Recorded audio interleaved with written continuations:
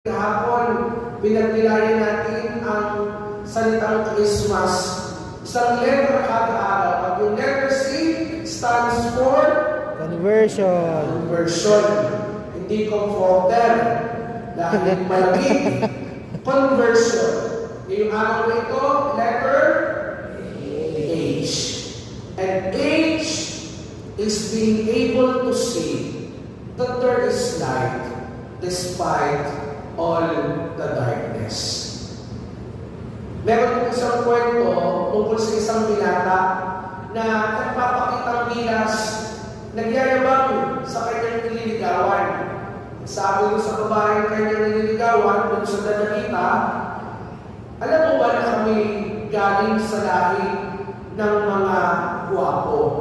Nasa muna namin na dadalay sa aming dugo ang pagiging pogi. Kaya naman, sagutin mo na ako dahil hindi ka magsisisi.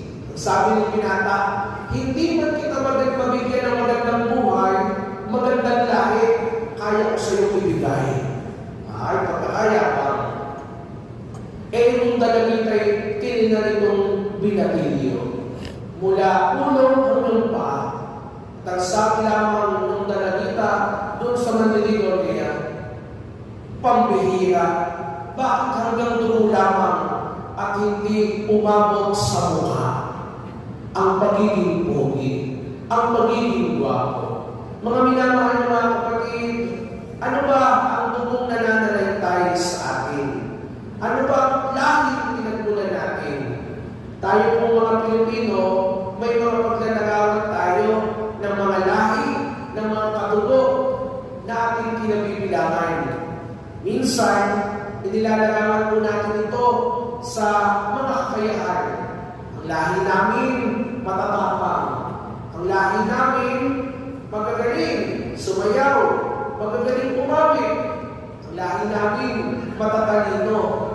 Sa amin po, sa Batangas, dahil ang Mother's Day ko yung mga taga-Batangas, ang lahi namin, hindi mayayabang.